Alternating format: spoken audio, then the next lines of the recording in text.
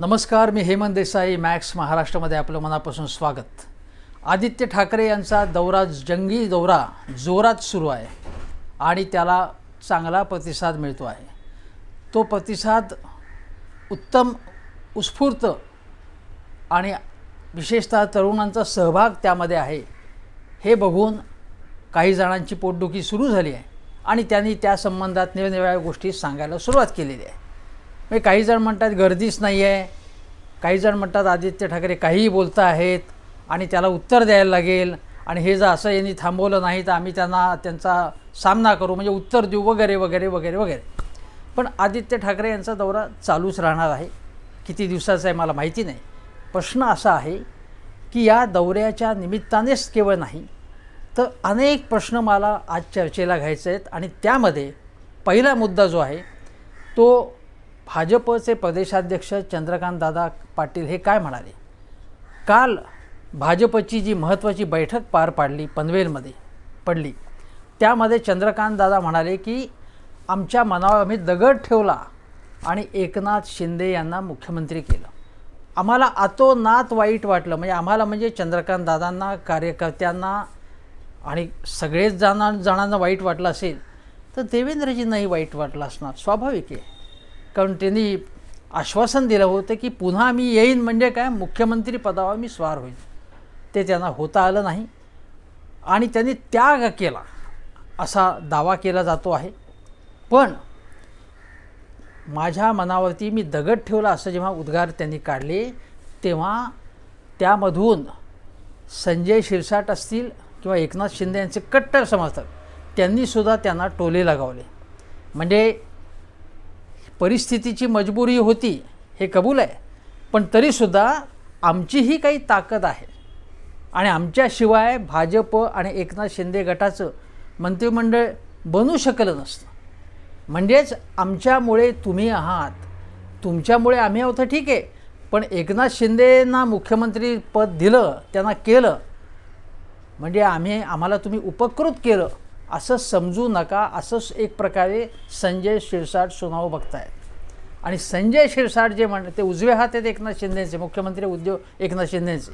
त्या अर्थी एकनाथ शिंदे यांनीसुद्धा जो इशारा केला असेल त्यानुसारच ते बोलत आहेत. बघा, साधारणतः केव्हाही कुठेही जर काही संघर्ष होणार असेल तर त्याच्या ठिणग्या पडायला लागतात आणि ज्यांना राजकारण समजतं ते त्याच्यामधनं आदमास घेत असतात.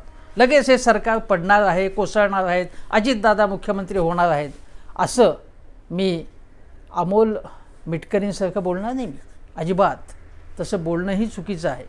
एकनाथ शिंदे मुख्यमंत्री झालेत, त्यांना काही चांगली कामं करायची आहेत, मुंबईला खड्डेमुक्त करायचं आहे, अनेक त्यांच्या मनात कल्पना आहेत, त्या राबवण्याचं त्यांना स्वातंत्र्य दिलं पाहिजे आणि तो त्यांचा अधिकार आहे. जेव्हा न्यायालयात काही होईल किंवा विधानसभेमध्ये उद्या अविश्वासाचा ठराव त्यांच्याविरुद्ध जर मंजूर झाला तर काय होईल, सरकार पडू शकेल. पण तोपर्यंत हे सरकार आज पडणारे, उद्या पडणारे असं भाजप ज्या पद्धतीने बोलत होतं त्या पद्धतीने महाविकास आघाडीतल्या घटक पक्षांनी करता कामा नये. प्रश्न असा आहे की चंद्रकांतदादा पाटील काय म्हणाले, त्यांची अस्वस्थता त्यामधनं दिसली, भाजपची अस्वस्थता त्यामध्ये दिसली.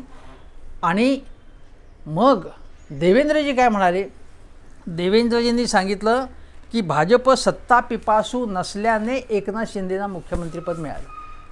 म्हणजे सत्ता पिपासू आम्ही नाही, बाकीचे सगळेजण आमच्याशिवाय सत्ता पिपासू आहे. भाजप आज सगळ्या देशामध्ये, ठिकठिकाणच्या राज्यामध्ये, केंद्रामध्ये तर ज्याला म्हणतो आपण राक्षसी बहुमत, जवळजवळ अशा प्रकारचं बहुमत त्यांच्याकडे आहे. पण सत्ता पिपासू बिलकुल नाहीत. सत्तेचं आकर्षणच नाही त्यांना. ते त्यागमूर्ती आहेत, सगळे त्यागमूर्ती आहेत भाजपमध्ये. आणि काँग्रेस, राष्ट्रवादी, उद्धव ठाकरे, बाकीचे सगळे जगातले पक्ष आहेत त्यांना सत्ता हवी फक्त, असंच फडणवीसांना म्हणायचं. तर हे त्यागमूर्ती असं म्हणाले की आम्ही त्याग केला म्हणून एकनाथ शिंदे मुख्यमंत्री होऊ शकले. याचा अर्थ काय होतो की नाहीतर ते होऊ शकले नसते. आम्ही जर सत्ता पिपासू असतो तर होऊ शकले नसते. याचा अर्थ काय आहे की एकनाथ शिंदे हे लक्षात ठेवा, तुम्ही आमचे उपकार लक्षात ठेवा. मी असं म्हणतो इथे एकनाथ शिंदेंनाच आवाहन करतो आहे, बघा भाजप तुम्हाला सातत्याने उपकृत तुम्हाला आम्ही केलेलं आहे, आमच्याच छत्राखाली तुम्ही राहा असं एक प्रकारे सांगतो. या पुढचा काळ एकनाथ शिंदेंसाठी कसा असणार आहे? उद्धव ठाकरे आणि त्यांचा संघर्ष झाला, आता या पुढचा संघर्ष कदाचित भाजपशीच त्यांना करावा लागेल, कारण भाजप त्यांना कशा प्रकारची वागणूक देईल याचा आपण या विधानांवरून अंदाज बांधू शकतो. हा झाला एक भाग. दुसरा भाग असा जो महत्त्वाचा आहे की राहुल शेवाळे जे लोकसभेमध्ये गटनेते बनलेले आहेत, कोणाचे? एकनाथ शिंदे गटाचे. याचा पुढचा टप्पा काय असेल तर एकनाथ शिंदे गट हा NDAमध्ये सहभागी होईल, म्हणजे राष्ट्रीय लोकशाही आघाडी भाजप प्रणित त्याच्यामध्ये सहभाग होईल. म्हणजे शिवसेना त्याच्यातनं बाहेर पडला होता. राहुल शेवाळे म्हणाले की शिवसेनेचं पत्र कुठे तसं आम्ही बाहेर पडल्याचं. अरे अरविंद सावंत यांनी मुख्यमंत्री पदाचा त्याग केला, त्यासाठी उद्धवजींनी सांगितलं की आपली लाईन आता बदललेली आहे आणि ते बाहेर पडले. मंत्रिपदाचं पूर्ण सोडलं त्यांनी. त्या अरविंद सावंतांवर सुद्धा या गटातले काही लोक टीका करतात. अरविंद सावंत यांनी खरा त्याग केला, आदेश मिळाल्याबरोबर त्यांनी मंत्रिपद सोडलं आणि ते आज उद्धव ठाकरे यांच्याबरोबर आहेत. आणि त्यामध्ये कायदेशीर सल्लामसलत असेल, पक्षाच्या संघटनेमधलं काम असेल, पक्षाच्या स्ट्रॅटेजीमधलं काम असेल, ते अरविंद सावंत हे जोमाने काम करत आहेत, हे लक्षात घ्या. दुसरी गोष्ट अशी की राहुल शेवाळे असं म्हणाले की आता या पुढच्या काळामध्ये आमचं आणि भाजपशी सहकार्य राहणार आहे. पण विनायक राऊतांवर तिने आरोप केले, जे गटनेते होते आत्तापर्यंत, की विनायक राऊत यांनी आमचं म्हणणंच ऐकलं नाही. आम्हाला जे विषय मांडायचे होते, ज्या भूमिका मांडायच्या होत्या, म्हणजे त्यांना असं सुचवायचं असेल की हिंदुत्ववादी भूमिका मांडायची असतील, भारतीय जनता पक्षाला सपोर्ट करायचा असेल, त्यांच्या मोदी सरकारला सपोर्ट करायचं असेल, त्या भूमिका त्यांनी मांडू दिल्या नाही. आता मला सांगा की शिवसेना आणि भाजपचं फाटल्यानंतर उद्धव ठाकरे महाविकास आघाडी सरकार आलं, त्यानंतर जर उद्या तुम्ही मोदी सरकार किंवा अमित शहा यांची भलावण करणारी भाषणं लोकसभेत करणार असाल, पक्षाचं शिवसेनेचं धोरण काय होतं त्यानुसारच तुम्हाला बोलायला लागेल. आणि विनायक राऊत जर नेते असतील तर त्यांना सांगण्याचा अधिकार येतो. पण विनायक राऊतांनी हवं तसं काम करू दिलं नाही, हवं तसं म्हणजे पाहिजे ते बोलू दिलं नाही, म्हणून मग त्यांच्यावरती काहीतरी आरोप करायचे. मग त्यांनी काय चेन मागितले, अमुक मागितले, हे शेवाळेने इतरांनी आरोप केलेले, ते विनायक राऊतांनी त्याचं उत्तरही दिलेलं आहे. आणि हे जर आरोप त्यांच्यावरती करायचे होते तर पूर्वी का नाही केले? अँटी करप्शनकडे जायचं, गृहखात्याकडे जायचं, या गोष्टी करायला पाहिजे होत्या, त्या केल्या नाहीत आणि आरोप करायचे असे. हा भाग झाला, एक झाला. आता जे राहुल शेवाळे जे काय म्हणतायत ते आपण बघू. हां, मी तुम्हाला सांगतो त्यांनी असं म्हटलं. त्यापूर्वी हे सांगतो की ते गटनेते कसे झाले. ओम बिर्ला जे भाजपचेच लोकसभाध्यक्ष, हे सगळ्या पक्षाच्या पलीकडे जाऊन त्यांनी भूमिका घेतली पाहिजे, पण त्यांना म्हणजे राहुल शेवाळे हे आमचे गटनेते आहेत असं बहुसंख्य खासदारांनी पत्र देण्याच्या अगोदरच राहुल शेवाळ्यांना गटनेता करून टाकलं होतं. ओम बिर्ला यांनी असं एक म्हणजे त्यांच्या जे कागदपत्र असतात त्यांची लोकसभा सचिवालयाची, त्याच्यामधनं विनायकरावांनी काय दाखवलं की हा निर्णय म्हणजे आमचं म्हणणं ऐकण्यापूर्वीच घेऊन टाकला ओम बिर्ला यांनी. उघड आहे. म्हणजे प्रत्येक यंत्रणेचा दुरुपयोग कसा करायचा हे भारतीय जनता पक्षाला उत्तम माहिती आहे, प्रत्येक यंत्रणेचा. त्या प्रत्येक यंत्रणेचा मी आता नाव घेत नाही, पण निवडणूक आयोगावरती दबाव कसा आणायचा, अन्य ज्या न्याय व्यवस्था असतात, न्याय यंत्रणा जे असतात, त्यामधनं आपली कामं कशी साध्य करून घ्यायची, मीडियाच्या माध्यमातून कसं काय करायचं, हे सगळं या लोकांना माहिती आहे, जास्त माहिती आहे त्यांना. आता याच्या पुढचा टप्पा मी तुम्हाला सांगतो की राहुल शेवाळे काय म्हणाले. आणि मला असं म्हणायचं आहे की विचारांचं शेवाळं झालं असेल एखाद्या आणि अकलेचं दिवाळं वाजलं असेल तर काय होतं हे तुम्हाला मी आता सांगतो. ते काय म्हणाले. भाजप आणि शिवसेना यांची युती होण्याची चर्चा सुरू झाली होती. उद्धव ठाकरे हे युतीसाठी तयार होते. म्हणजे त्यांचं काय म्हणणं आहे की गेल्या वर्षी मोदीजींना उद्धव ठाकरे भेटले. तुम्हाला माहिती असेल की मला वाटतं अशोक चव्हाण आणि अजितदादा त्यांच्याबरोबर होते, काही चर्चा करण्यासाठी गेले होते ते. आणि त्यानंतर मग उद्धव ठाकरे सेपरेट भेटले, तेव्हा चर्चा सुरू झाली. याच प्रकारची चर्चा जेव्हा शरद पवार 2019च्या वेळी लोकसभेतल्या पंतप्रधान कार्यालयातच पंतप्रधानांना भेटले, त्यावेळीसुद्धा मोदीजींनी ऑफर त्यांना दिलेली होती आणि त्याची चर्चा सुरू झाली. तो सगळा इतिहास आहे. त्याप्रमाणे ते म्हणत आहेत की युती करण्यात यावी यासाठी भाजपचे नेते देवेंद्र फडणवीस यांनाही मी भेटलो होतो आणि मोदी आणि ठाकरे यांच्यात 1 तास चर्चा झाली होती. म्हणजे हे गेल्या वर्षीचं ते सांगतात. मग ते म्हणतात की ठाकरे आणि मोदी यांच्यात चर्चा झाल्यानंतर आमची एक बैठक पार पडली, त्यात अरविंद सावंत, संजय राऊत होते. यावेळी मलाही युती करायची आहे असं उद्धव ठाकरे म्हणाले. तसंच तुम्हीही युतीसाठी प्रयत्न करा असं ठाकरे यांनी सांगितलं. मात्र संजय राऊत आणि त्यांनी केलेली वक्तव्य युतीत खोडा घालणारी ठरली. त्यानंतर उद्धव ठाकरे यांनीही युती करण्याबाबत फारसा प्रतिसाद दिला नाही, असं ते म्हणाले. आणि नंतर जेव्हा एकनाथ शिंदेंसोबत आमदार गेले तेव्हाही उद्धव ठाकरे यांनी सगळ्या खासदारांना वर्षावर बोलवलं, तेव्हाही आम्ही सांगितलं की आमदारांची भूमिका योग्य आहे वगैरे वगैरे. याचा अर्थ काय? म्हणजे कदाचित चर्चा झाली असू शकते मोदी आणि उद्धव ठाकरे यांची. मी तुम्हाला सांगतो की उद्धव ठाकरे हा काही मोठा गौप्यस्फोट नाही आहे, ही माहिती आहे, ठीक आहे. पण उद्धव ठाकरे यांनीच टेलिव्हिजनवर सांगितलं ना एकनाथ शिंदे गटाला की तुम्ही गेलेला आहात तर या, आम्ही महाविकास आघाडीतनं बाहेर पडतो, तुम्हाला मुख्यमंत्री करतो, हे सगळं सांगितलं त्यांनी. आणि काँग्रेस आणि राष्ट्रवादी कदाचित आपल्या शब्दाबाहेर नाही असंही त्यांना वाटलं असेल, पण त्यांना यायचंच नव्हतं.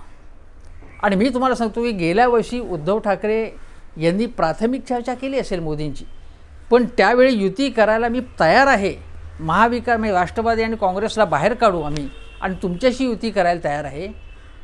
आणि युती केली असती, समजा असं गृहीत धरा तुम्ही, युती केली असती, काँग्रेस राष्ट्रवादीला बाहेर टाकून मग सरकार स्थापन केलं असतं त्याने, तर तो काँग्रेस आणि राष्ट्रवादीशी केलेला विश्वासघात ठरला नसता. आणि मग 2.5 वर्ष किंवा जे 1 वर्षापूर्वी चर्चा झाली असेल तर 1.5 वर्ष, तेव्हा जे उद्धव ठाकरे आणि अमित शहा, उद्धव ठाकरे आणि देवेंद्र फडणवीस यांच्यात जे आरोप प्रत्यारोप झाले, मग शब्द दिला होता, शब्द पाळला नव्हता, हा भाग ठीक आहे. पण सुशांत सिंग राजपूत असेल, अन्वय नाईक प्रकरण असेल, ईडीच्या वेगवेगळ्या चौकशा अगदी ठाकरे घराण्याविरुद्ध असतील, त्यावेळी जे आरोप प्रत्यारोप झाले होते, आदित्य ठाकरेंवर वैयक्तिक आरोप प्रत्यारोप झाले होते, त्याचं काय? ते सगळं विसरून जाऊन काँग्रेस राष्ट्रवादीला आतमधून बाहेर काढायचं आणि यांच्याबरोबर सरकार स्थापन करायचं, याचं समर्थन उद्धव ठाकरे करू शकले असते का? मला नाही तसं वाटत. तो एक मोदीजींनी कदाचित एक त्यांच्यावरती प्रेशर टाकलं असेल, एक मानसिक प्रेशर, म्हणजे लगेच चौकशा लावून आमच्याबरोबर यायला तयार व्हा वगैरे असं काही नाही. पण त्याला उद्धव ठाकरे यांनी प्राथमिक कदाचित ठीक आहे आपण बघूया असं म्हटलं असेल. त्यानंतर मोदी आणि उद्धव ठाकरे यांच्या बैठकीनंतर, म्हणजे त्याला इतके दिवस झाल्यानंतर सुद्धा किती आरोप प्रत्यारोप झालेत वेगवेगळ्या प्रकरणात. खुद्द उद्धव ठाकरेंच्या मेव्हण्यांवरती त्यांची चौकशी झाली. आनंद अडसूळ असेल, यशवंत जाधव असेल, प्रताप सरनाईक असतील, किती लोकांच्या विरुद्ध चौकशा सुरू झाल्या. किरीट सोमय्या काय काय बोलत होते, माफिया आहेत उद्धव ठाकरे, मातोश्री म्हणजे माफिया आहे, माफिया सरकार आहे, सगळंच मंत्रिमंडळ महाविकास आघाडीचं तुरुंगात जाणार असं किरीट सोमय्या म्हणत होते, त्यांना आवरलं जात नव्हतं. मग राहुल शेवाळे जे म्हणत आहेत की आपण एकत्र यायला पाहिजे, त्याला अर्थ काय होता? इतकं जर अतिशय वाईट वातावरण असेल, संजय राऊतांनीच काडी केली आणि उद्धव ठाकरे त्याप्रमाणे त्यांच्या तालावर नाचत होते असं म्हणायचं आहे? उद्धव ठाकरेंना स्वतंत्र काही विचारशक्ती नाही आहे? संजय राऊत स्वतंत्रपणे काही बोलत आहेत? मला नाही तसं वाटत. आणि मी गेल्या व्हिडिओत सांगितलं की शरद पवार हे शिवसेनेसारखा एखादा पक्ष संपूर्ण नष्ट करतील केवळ फंडाच्या बळावरती. शिवसेना हा विचाराधिष्ठित पक्ष आहे असं तुम्हीच म्हणताय ना. मग तुमच्या आमदार खासदारांना समजा असतं, आता खासदारांचा काय प्रश्न होता, मी तुम्हाला इथे सांगतो मुद्दा, की राहुल शेवाळे असतील, बाकीचे खासदार असतील, त्यांना तर केंद्र सरकारचाच फंड असतो, त्यांना काय अजितदादा फंड देणार नव्हते. मग ते का बाहेर पडले? त्यांच्यावर कुठला अन्याय झाला आहे? महाविकास आघाडीने या खासदारांवरती काय अन्याय केला?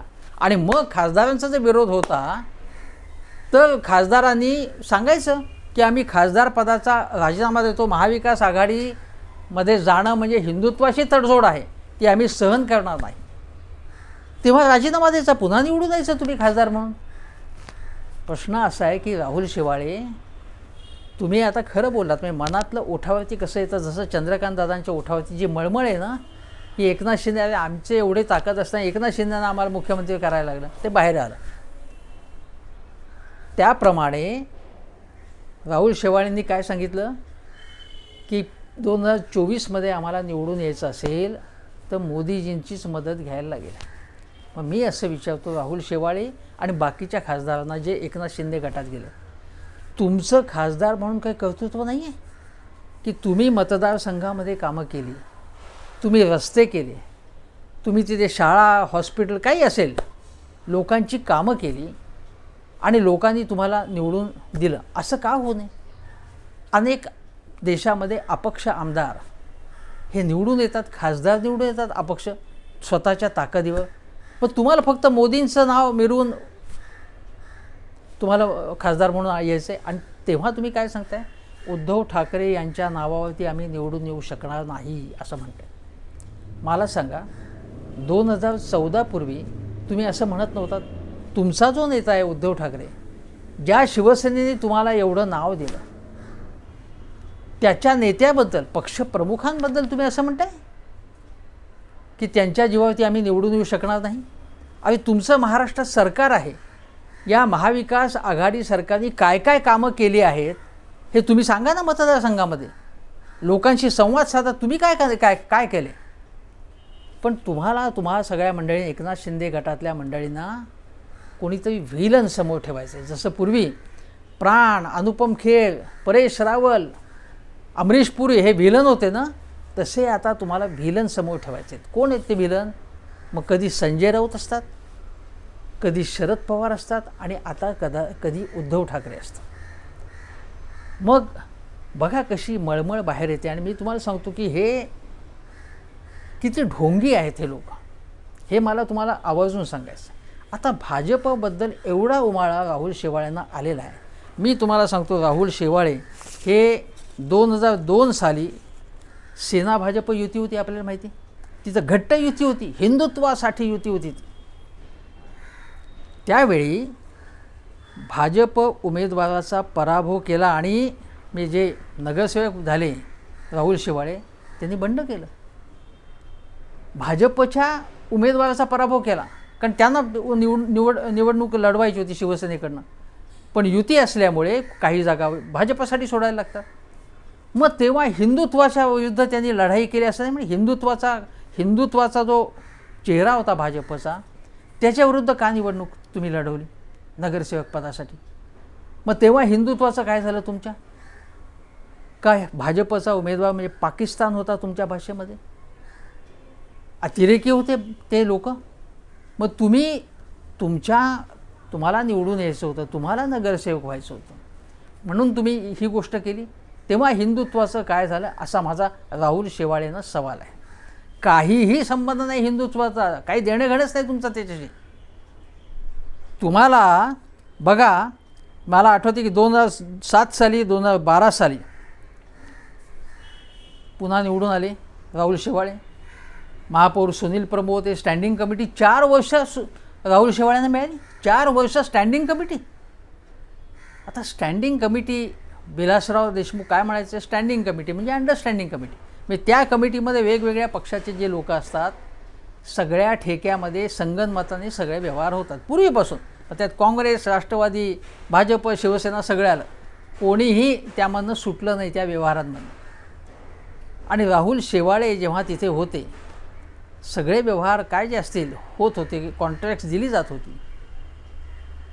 त्यावेळी भाजपचे लोक काय करत होते, भाजपचे लोकही युती होती त्यामुळे सामील होते. त्यावेळी महानगरपालिकेत स्वच्छ कारभार चालू होता मुंबई महानगरपालिकेत असं आपण म्हणूया, कारण सेना आणि भाजप एकत्र होते. जोपर्यंत एकत्र होते तेव्हा शिवसेना चांगली होती, पवित्र होती, नीतिमान होती. आणि जेव्हा युतीमधनं शिवसेना बाहेर पडली तेव्हा शिवसेना आणि शिवसेना प्रमुख म्हणजे शिवसेना पक्षप्रमुख उद्धव ठाकरे हे व्हिलन ठरले. हे मला तुम्हाला सांगायचं, हे किती स्वार्थी पद्धतीने तुमच्या डोक्यामध्ये काही काही घालतात. आता मला विसरेन एक मुद्दा म्हणून सांगतो. ओबीसी आरक्षण देवेंद्र फडणवीस काय म्हणाले, बघा आम्ही आलो आणि 4 दिवसामध्ये ओबीसी आरक्षण मिळालं. अरे योगायोगाची गोष्ट आहे ती. तुमच्या सगळ्यांशी चर्चा करून उद्धव ठाकरे यांनी जे काही कायदेशीर लढाई लढली, जे काही आयोग नेमून सर्वे केला, सगळं महाविकास आघाडीच्या काळात झाले. ते त्यांनी चुका केल्या पण त्यांनी काही गोष्टी बरोबरही केल्या. आणि त्यांनी जे वकील दिले, सर्वे केला, ती आकडेवारी मान्य झाली कोर्टाला आणि मग आरक्षण मिळालं. म्हणजे त्यांनी जे कष्ट केले त्याचं श्रेय तुम्ही स्वतःकडे घेताय. हा काय प्रकार आहे?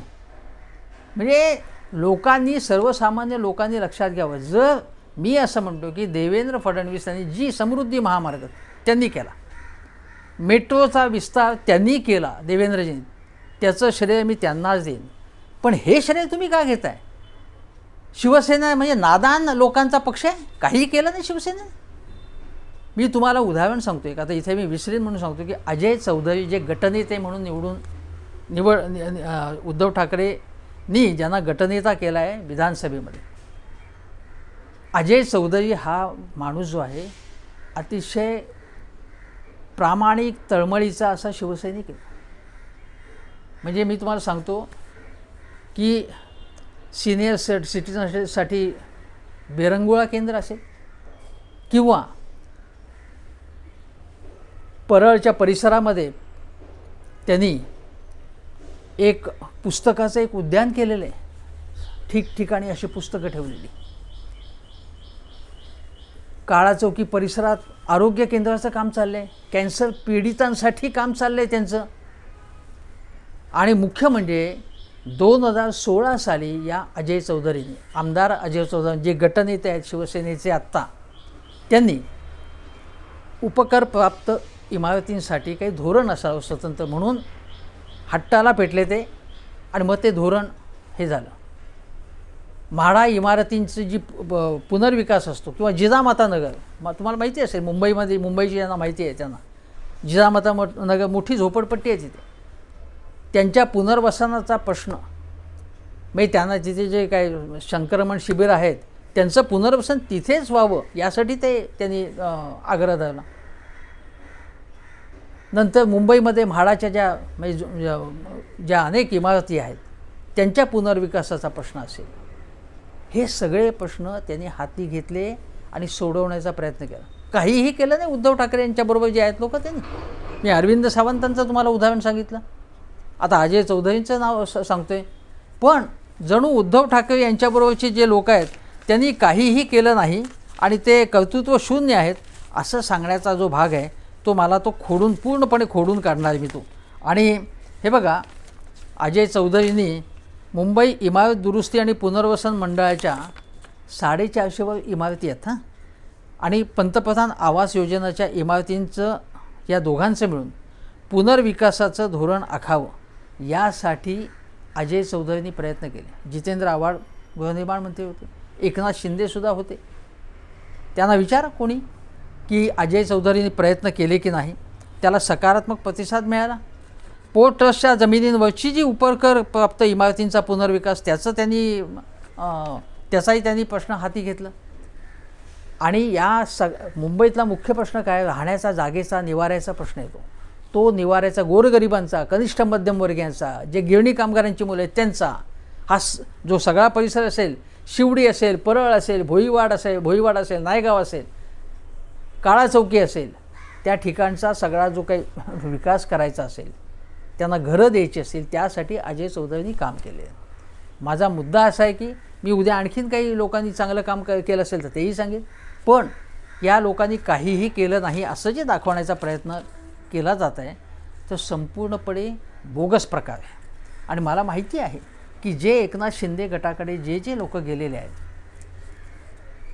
जरी ते कितीही म्हणत असतील तरी कुठलेही आर्थिक व्यवहार झालेच नाहीत वगैरे वगैरे वगैरे, त्याच्यावरती विश्वास कोणाला किती ठेवायचा त्यांनी ठेवावा.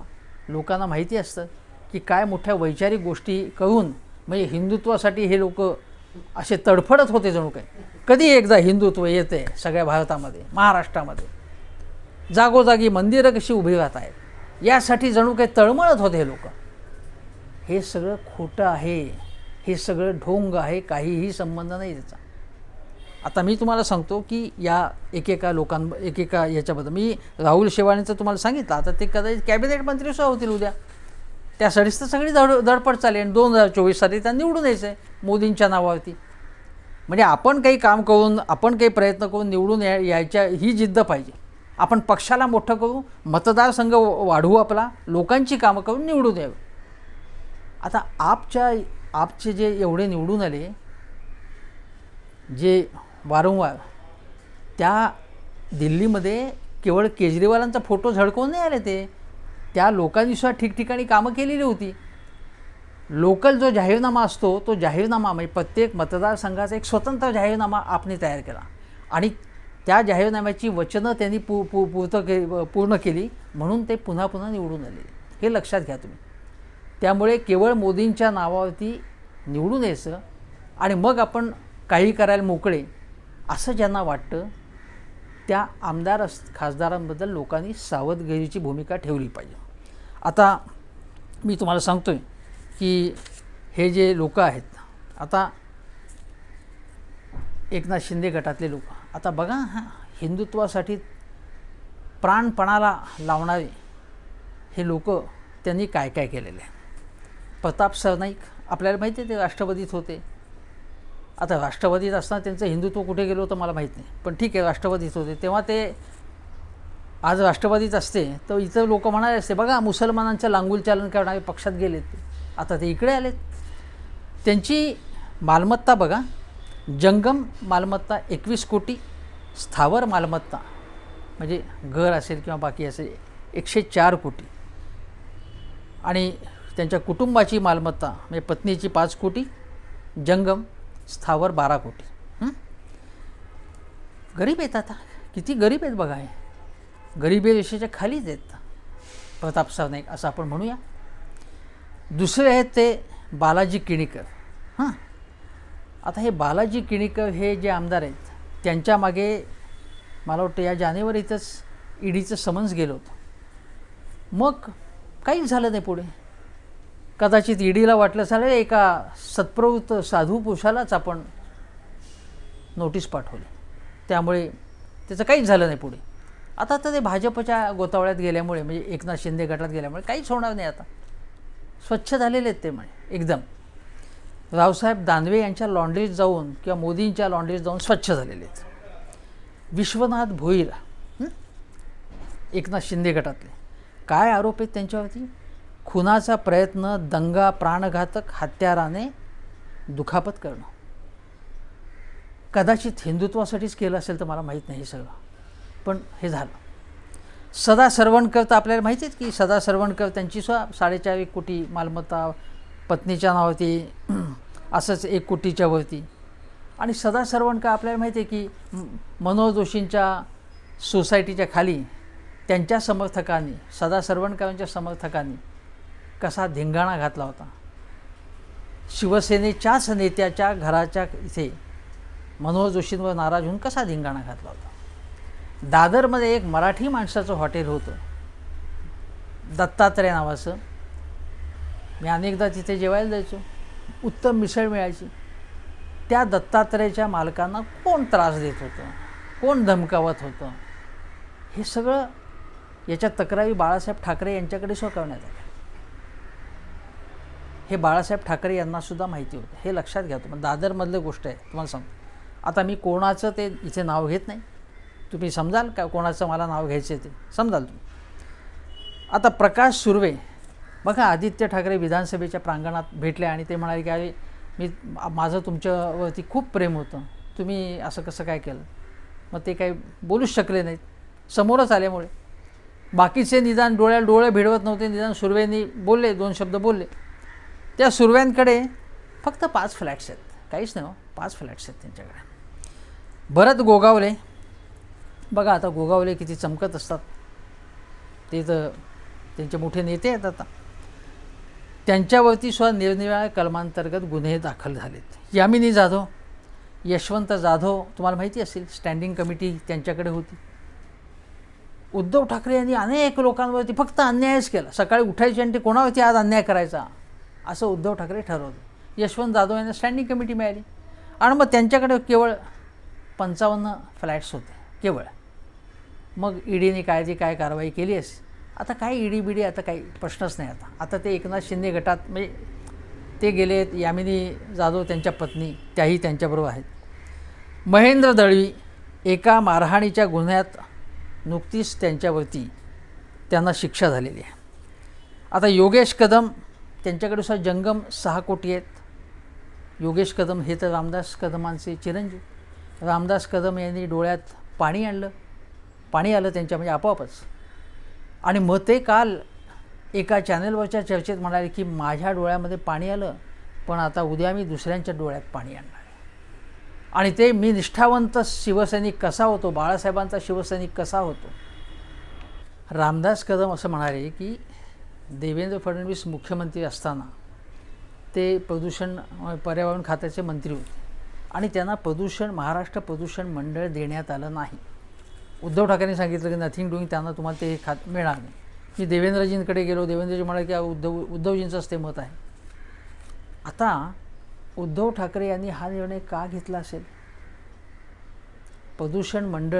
महाराष्ट्र प्रदूषण मंडळ जे आहे त्यामध्ये काय गोष्टी चालतात हे अनेकांना माहिती आहे. प्रदूषण तुम्ही केलं आहे म्हणून नोटिसा कोणाला पाठवल्या जातात उद्योगांना, मग तडजोड कशी होते, अशा अनेक गोष्टी घडतात. आता ते तात्विक विचारमंथन होऊन या गोष्टी घडतात असं आपण म्हणूया.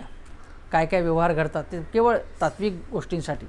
पण महाराष्ट्र प्रदूषण मंडळ अमुक नेत्याच्या हातात, अमुक मंत्र्याच्या हातात जर दिलं तर काय होईल याचा कदाचित त्यांना अंदाज आला असेल, मला माहीत नाही. न देण्याचं कारण काहीतरी त्यांनी विचार केला असेल ना. आणि तो विचार कदाचित देवेंद्रजी नाही सांगितलं, जवळ बोलून दाखवला असेल. देवेंद्रजी कशाला सांगतायत की उद्धवजी रामदास कदम यांच्या एकूण ख्यातीबद्दल त्यांच्याजवळ काय बोलले ते. हा संशय असू शकतो ना कदाचित, म्हणून प्रदूषण मंडळ दिलं नसेल त्यांच्या हातात. लॉजिकली बरोबर आहे की पर्यावरण मंत्री असेल तर त्यांच्याचकडे दिलं पाहिजे. का दिलं नाही माहीत नाही. माझ्या मते हे खातंच त्यांना न देता दुसरं खातं द्यायचं त्यांना. मग ते असं म्हणाले की बघा पर्यावरणासारखं मला खातं दिलं, बरोबर आहे, कमी महत्त्वाचं दिलं त्यांना खातं. आणि ते देण्यामागे रामदास कदम हे त्यांच्या मर्जीत नव्हते असंही आहे, खरं असेल ते. पण दुसरी बाजू असेल ना, ते खरं असेल त्यांच्यावर अन्याय झाला असेल, पण दुसरी बाजू असू शकते. उद्धव ठाकरे यांच्या मनात त्यांच्याबद्दल आढी का तयार झाली होती, याला एक दुसरी बाजू असेल, माहीत नाही आपल्याला. पण हा मुद्दा मी तुम्हाला सांगतो की रामदास कदम यांनासुद्धा मुलाला आमदार करायचं होतं, बरं त्यांना सगळी पदं मिळाली, मंत्री झाले, विरोधी पक्षनेते होते, ते कॅबिनेट मंत्री होते, शिवसेनेचे नेते होते, सगळी पदं त्यांना मिळाली. पण ते काय म्हणाले की नारायण राणेंच्या विरुद्ध बघा मी कसा संघर्ष केला. अनेकांनी संघर्ष केला, चांगली गोष्ट केली त्यांनी. नारायण राणेंच्या विरुद्ध संघर्ष करायलाच पाहिजे शिवसैनिकांनी, तो केला, चांगली गोष्ट आहे. पण अशा अनेक शिवसैनिकांनी, अनेक शिवसेना नेत्यांनी कामं केलेली आहेत, केवळ रामदास कदम यांनीच केली आहेत असं नाही. आणि आज रामदास कदम काय म्हणाले, ते म्हणाले की मी तडजोडीचा प्रयत्न केला आणि अगदी कालपर्यंत होऊ शकत होतं ते. मग त्यांना असा प्रश्न विचारण्यात आला की आता जर एकत्र आले शिंदे आणि उद्धव ठाकरे, त्यासाठी तुम्ही प्रयत्न कराल का. ते म्हणाले की आता वेळ निघून गेली. बघा बोलायचं असं. दीपक केसरकर काय म्हणाले, मी मातोश्रीवर जायला तयार आहे, तडजोड करायला तयार आहे. मग कोणीतरी म्हटलं की ठीक आहे आता जाऊया आपण एक चर्चा करूया. नाही आता ते भाजपशी बोलायला लागेल तुम्हाला. म्हणजे तुमची तयारीच नाही आहे तडजोडीची, तुम्हाला नाटक करायचं आहे, उद्धव ठाकरे यांना पवारांचं ते सगळं ऐकतात, म्हणजे त्यांना स्वतंत्र काही बुद्धीच नाही असं म्हणायचं. संजय राऊतांचं ऐकतात आणि पवारांचं ऐकतात. त्यांचं स्वतंत्र काही बुद्धी नाही असं म्हणायचं. उद्धव ठाकरे यांनी 2.5 वर्षात काहीही केलं नाही असं सांगायचं. आणि ते जर उद्या तडजोडीला तयार असतील तर मग नाही नाही आता उशीर झाला आहे असं म्हणायचं. हे याच्यामागचं षडयंत्र लक्षात घ्या तुम्ही. कदाचित उद्धव ठाकरे या दुसऱ्या बाजूचा सगळा खुलासा करतील सुद्धा आता, ती जी मुलाखत होणार आहे संजय राऊतांबरोबर. पण मी तुम्हाला सांगतो, भारतीय जनता पक्षाचं धोरण काय असतं, ध्रुवीकरण, धार्मिक ध्रुवीकरण कसं करतं की तर बघा ते पाकिस्तानवादी आहेत, चला चालते वा पाकिस्तानामध्ये जा, तुम्ही देशद्रोही आहात. मग हिंदुत्ववादी, हिंदू धर्माचा उपासक असलेला माणूस हिंदुत्ववादी असतो असं नाही. हिंदुत्ववाद म्हणजे काय, हिंदू धर्माच्या याच्या नावावरनं राजकारण करणं. अनेक बहुसंख्य लोक धार्मिक आहेत पण ते त्याचं राजकारण करत नाही, ते घरी ठेवतात आपलं सगळं. पण जेव्हा धार्मिक ध्रुवीकरणाचं राजकारण ज्यांना करायचं असतं ते काय करतात की तो समोरचा हा नालायक आहे, तो पाकिस्तानवादी आहे, तो बिगर हिंदुत्ववादी आहे, तो नास्तिक आहे. आता एक महाराष्ट्रातला एक नेता मोठा म्हणाला होता की शरद पवार नास्तिक आहेत. तुला काय करायचं त्याच्याशी, नास्तिक आहेत का आस्तिक आहेत, काही असतील, तुम्हाला काय करायचं त्याच्याबद्दल. पण हा धर्माचा मुद्दा घ्यायचा आणि बघा ते नास्तिक आहेत, ते पाकिस्तानवादी आहेत. पाकिस्तानवादी म्हणजे काय की इथल्या मुसलमानांच्या विरुद्ध विद्वेष बाळगायचा नाही, सलोख्याने वागायचं, सगळेजण आपण एकत्र आहोत असं मानायचं, म्हणजे पाकिस्तानवादी, म्हणजे हिंदू धर्माचा विरोधक आहे. म्हणजे शत्रुस्थानी एखाद्याला ठेवलं तर कन्सॉलिडेशन होतं, सगळ्या लोकांना भावनेच्या बळावरती एकत्र आणता येतात. त्याचप्रमाणे आता उद्धव ठाकरे आणि शिवसेना, म्हणजे उद्धव ठाकरेंची शिवसेना ही व्हिलन म्हणून ठेवायची समोर आणि मग बाकीचे जे लोक आहेत त्यांना एकत्र करायचं, त्या शिवसेनेला संपवायचं, असं हे कारस्थान आहे. आता याच्या पुढे सांगतो तुम्हाला की दीपक केसरकर 20 कोटी जंगम आणि बाकीची मालमत्ता 39 कोटी आहे. प्रदीप जयस्वाल बघा औरंगाबादचे, त्यांची मालमत्ता आहे 12 कोटी. संजय शिरसाट, आता त्यांना काय आहे की त्यांना तिकडे निवडणुकीमध्ये भाजपचा म्हणजे शिवसेनेच्या याच्यावरती तिकीटावर निवडून आले, त्यांना भाजपच्या उमेदवाराचा, भाजपच्या लोकांचा त्रास नको तिथे, कारण तो त्रास झाला तर आपण पडणार हे त्यांना माहिती, म्हणून ते तिकडे गेलेले आहेत. हिंदुत्वाचा काही संबंध नाही त्याच्याशी. हां, मी तुम्हाला एक एक हे गोष्टी यांच्या सांगतो आहे कोणाकोणाकडे. सत्तारभाई, आता सत्तारभाई तर काय सर्व पक्ष समभाव, कुठल्याही पक्षात ते जातील पण त्यांना सत्ता हवी. आता एक बातमी तर प्रसिद्ध झाली होती की एका कामासाठी सचिवालयात त्यांनी अक्षरशः धुडगूस घातला, धिंगाणा घातला आणि तिथले जे सचिव होते ते वैतागले, ते म्हणाले की म्हणजे आता इथे नको मला. आणि मग हे असं तर कोणी याला प्रश्न विचारले तर जनतेसाठी आम्ही हे करतोय असं म्हणायचं, दमदाट्या करायच्या, धिंगाणा घालायचा, दादागिरी करायची. हे अब्दुल सत्तारभाई. आणि बघा आता त्यांना काय म्हणजे ते जे काही सांगतायत ते सगळं सत्तेसाठी आहे, सत्तारभाईच आहेत ते. हा भाग. आता संदीपन भुमरे जे कॅबिनेट मंत्री होते, आता त्या कॅबिनेट हे जे संदीपान भुमरे 5 वेळा निवडून आले, कॅबिनेटच्या याच्यामध्ये तोंडही उघडायचे नाहीत, माझ्या माहितीनुसार तोंडही उघडायचे नाहीत, काहीही त्यांचा परफॉर्मन्स नव्हता. नंतर तुमच्याकडे फलोत्पादन खातं आहे, रोजगार हमीचं खातं आहे, तर तुम्ही खूप राज्याचं हित साधू शकता, पर्यावरणात संवर्धन करू शकता, तुम्ही फलोत्पादनाच्या माध्यमातून निर्यात वाढू शकते, शेतकऱ्यांचं भलं साधता येतं, लोकांना रोजगार देता येतो. पण मतदारसंघाकडे बघण्याची क्षमताच नाही, ताकदच नाही, किंवा ते पर्स्पेक्टिव्हच नाही, तो दृष्टिकोन नाही आहे. हे संदीपान भुमरे. दादा भुसे बघा 2004 साली शिवसेनेचे तालुका प्रमुख होते. आता त्यावेळी बंडखोरी केली पक्षातच, बंडखोरी केली आणि निवडून आले, पुन्हा शिवसेनेत गेले.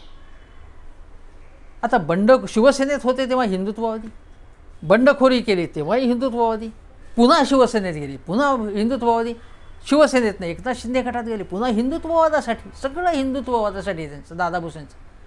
मी एकदा लिहिलं होतं त्यांच्याबद्दल की दादा भुसे सज्जन माणूस वाटतो, अगदी चांगला सॉफ्ट स्पोकन आहे ते, पण बांधावर जाऊन शेतकऱ्यांना मदत करणं याची टिंगल केली होती भाजपच्या लोकांनी, बरोबर केली होती टिंगल.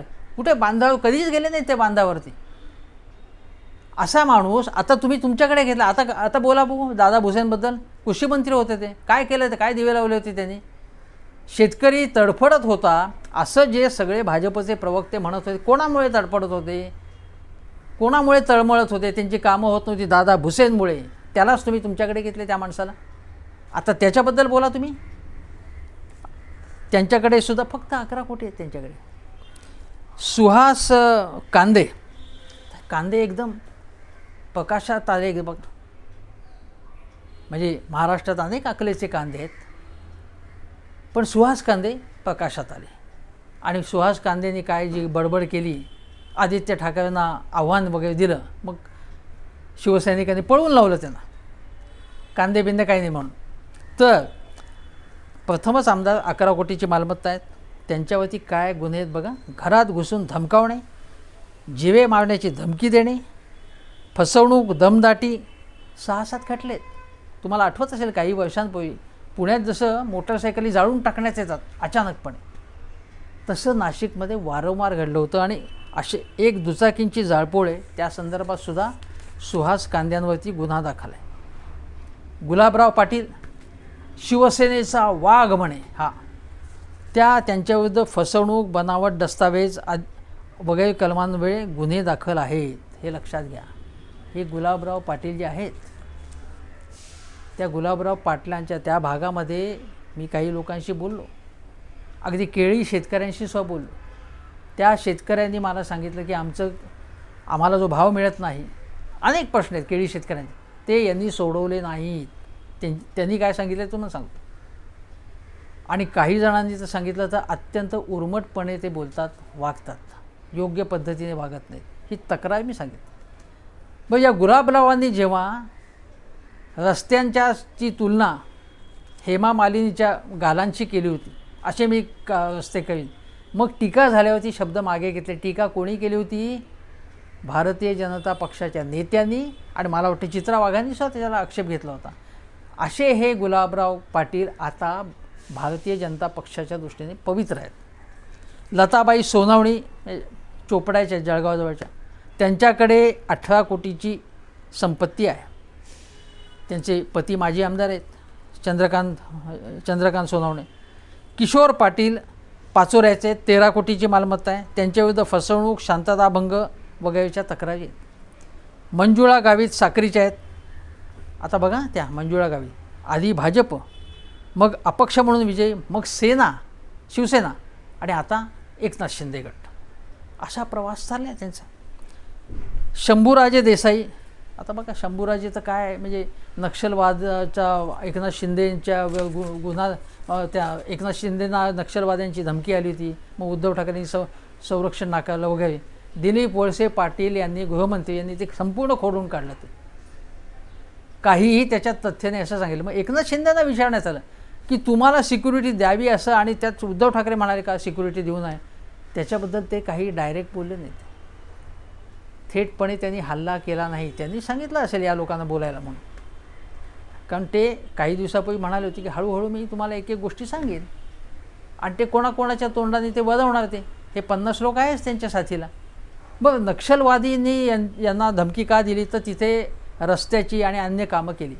बरोबर आहे की जिथे पायाभूत सुविधा सुधारतात, किंवा शाळा होतात, रस्ते होतात, पूल होतात, साकव होतात, पाणी पुरवठ्याची व्यवस्था होते, सिंचनाची व्यवस्था होते, तिथे विकास होतो. आणि विकास झाला की जे नक्षलवादी आहेत त्यांचं काय म्हणणं असतं की सरकार काहीच करत नाही, आणि विकास केला तर यांचं दुकान बंद होतं नक्षलवाद्यांचं. म्हणून धमक्या येऊ शकतात. अनेकांना धमक्या दिल्या जातात. त्या पूर्वीच्याही मंत्र्यांना धमक्या देण्यात आल्या होत्या. पण या निमित्ताने काय सांगितलं जातं की एकनाथ शिंदेने हे केलं, रस्ते केले, हे एकनाथ शिंदे ते केलं. अरे उद्धव ठाकरे मुख्यमंत्री होते ना, उद्धव ठाकरेंनी काही सँक्शन दिले असतील ना, किंवा हे करा ते करा असं, पण ते त्याचं श्रेय त्यांना द्यायचं नाही.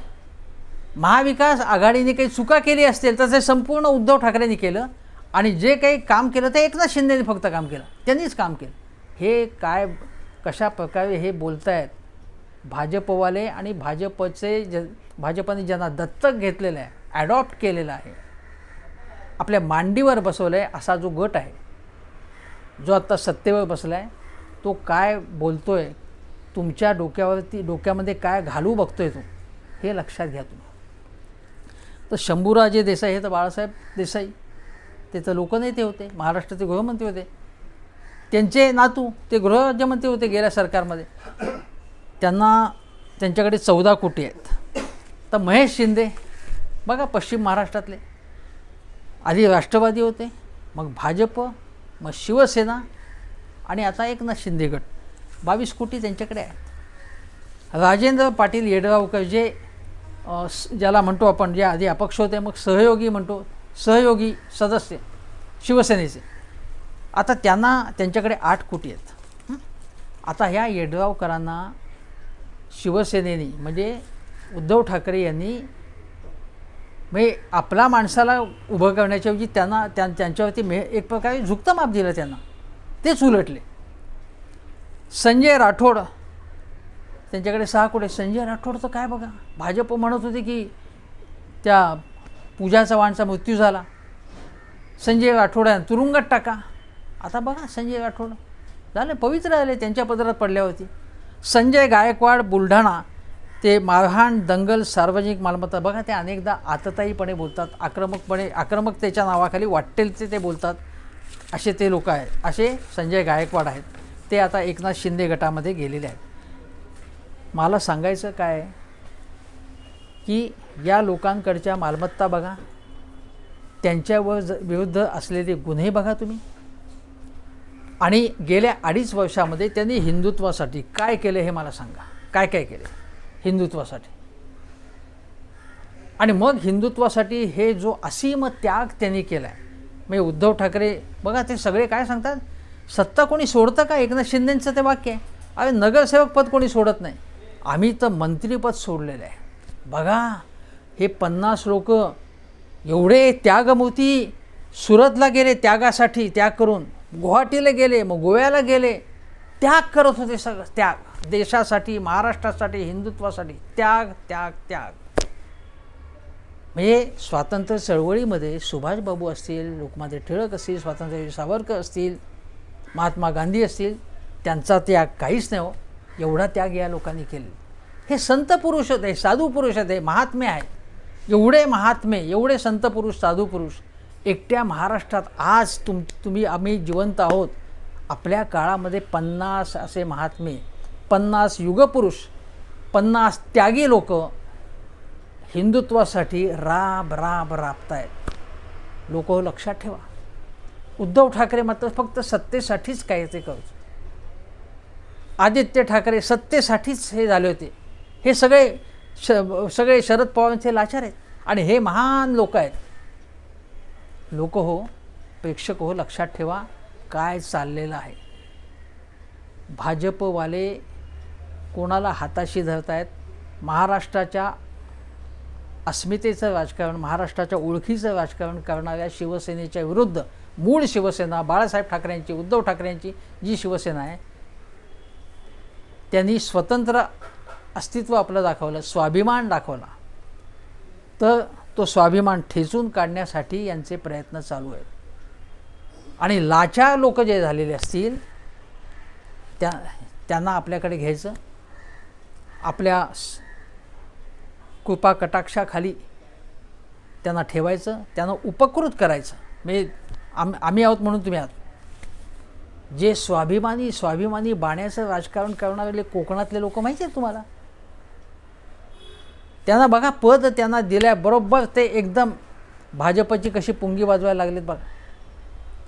ही पुंगी वाजवायला भाजपची नकार दिलाय उद्धव ठाकरे यांनी, आदित्य ठाकरे यांनी आणि त्यांच्या सगळ्या संजय राऊत असतील, अरविंद सावंत, सगळ्या विनायक राऊत असे सगळ्या सहकाऱ्यांनी ही पुंगी वाजवायला नकार दिला.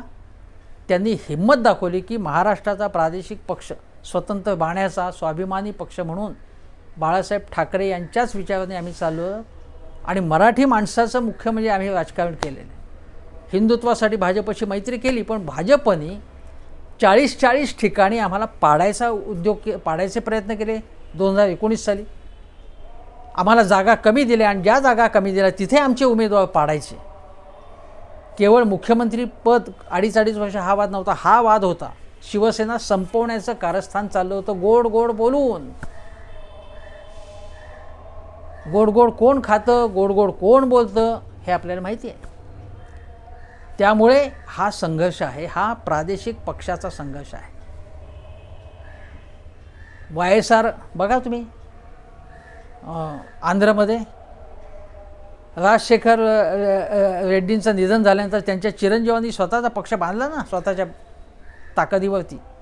स्टॅलिननी कसा तामिळनाडूमध्ये सत्तेवरती आले, स्टॅलिन प्रादेशिक अस्मितेच्या बळावरती. आणि मग हिंदी लादण्याचा प्रयत्न केला तर ते विरोध करतात, कारण ती तामिळ अस्मिता आहे. आमच्याच भाषेला आमची अभिजात भाषा आहे, आमची भाषा, आमचं राज्य, आमचा सन्मान, आमची वेगळी आयडेंटिटी इथे राहिलीच पाहिजे असं त्यांचं मत आहे. आणि हाच मराठी माणसाला आज मूळ बाळासाहेब ठाकरे यांची म्हणजेच उद्धव ठाकरे यांची जी खरी शिवसेना आहे त्याबद्दल प्रेम आहे. हे आमदार तिकडे गेले म्हणजे अख्खेचे अख्खे लोक त्यांच्याकडे ट्रान्सफर झाले असं नाही. जनधन अकाउंट नाही येते की तिकडे पैसे ट्रान्सफर झाले की झाले. आमदार गेलेले आहेत ते काही आमिष आणि प्रत्येकाचे काही वैयक्तिक व्यवहार असतील. म्हणजे एखाद्याचा साखर कारखाना आहे, तानाजी सावंतांचा साखर कारखाना आहे, शिक्षण संस्था आहे, काही ना काही त्याच्या उकरून काढलं जातं, चौकशा मागे लावल्या जातात. काही ना काही मदत हवी असते केंद्र सरकारकडनं, म्हणून त्यासाठी आणि काही ईडीच्या धमकीपोटी. आणि काही जण जे असतील त्यांना काय काय माहिती आहे, त्यांच्यावरती काय काय पद्धतीने प्रेम व्यक्त केलं भाजपने मला माहीत नाही. काही जण म्हणतात की हल्ली प्रेम खोक्यातनं व्यक्त होतं, झालं असेल माहीत नाही, आपल्याकडे काही पुरावा नाही. पण ही गोष्ट लोक लक्षात ठेवा. आणि हे काय सांगतायत, कशा प्रकारचं राजकारण करतायत, हिंदुत्वासाठी काहीही संबंध नाही, हे पुन्हा पुन्हा सांगतो, लक्षात ठेवा. आणि म्हणून हा जो काही विचारांचं काही मोठं विचारांसाठी आमचं सगळं चाललेलं आहे, हे जे चाललेलं आहे या एकनाथ शिंदे गटाचा विचारांशी वगैरे काहीच चाललेलं नाही. ते धर्मवीर सिनेमा पद्धतशीरपणे कसा आणला यांनी, बरोबर आपण जे काय बंड करणं त्याच्या अगोदर हे बघा, लक्षात घ्या, हे सगळं अगोदर ठरलेलं होतं सगळं. आता शेवटचा मुद्दा मी तुम्हाला सांगतो की ज्यांच्याकडे वैचारिक कुठलीही पृष्ठभूमी नाही आहे किंवा विचारांसाठी ज्यांनी काही लढाई केली नाही, भाजप पक्ष हा विचारांवरती चालणारा पक्ष आहे, हे मी सांगतो ना आता. सत्तेसाठी आहे पण विचार आहेत त्यांचे, काही आयडिओलॉजी आहे त्यांची. पण एकनाथ शिंदे गटातले जे लोक आहेत त्यांचा आणि विचारांची लढाई वगैरे काही संबंध आहे त्यांचा स्वार्थ आहे. आणि राहुल शेवाळे हे जे आहेत, आता बघा मी काय म्हणतो तुम्हाला की राहुल शेवाळेंनी भाजपच्याच उमेदवाराशी लढाई केली, त्याचा पराभव करून ते नगरसेवक झाले होते. बघा काय विचारांचा संबंध होता. म्हणून मी काय म्हणतो की विचारांचं शेवाळं झालं, म्हणजे विचार नाहीच आहेत पण जे आहे त्याचं शेवाळं झालं आणि उद्या अकलेचं दिवाळं झालं तर काय घडू शकतं हे आपण आज महाराष्ट्रात सध्या पाहतोय. महाराष्ट्र काय चालले ते, ज्या पद्धतीने महाविकास आघाडी सरकार, उद्धव ठाकरेंचं सरकार पाडून जे नवे लोक आलेले आहेत आणि त्यापैकी अनेक जण जे अक्कल पाजळत आहेत, अनेक जणांचा विचारच नाही आहे, काही विचारांचं शेवाळं झालं आहे, त्याच्यामुळे महाराष्ट्राच्या राजकारणाची वाट लागलेली आहे. ती वाट आपल्याला रोखायची असेल तर नीट प्रत्येकाने स्वतंत्र बुद्धीने, मी म्हणतो म्हणून नाही, विचार करा माझ्या मुद्द्यांचा, एवढंच सांगतो आणि इथेच थांबतो. नमस्कार.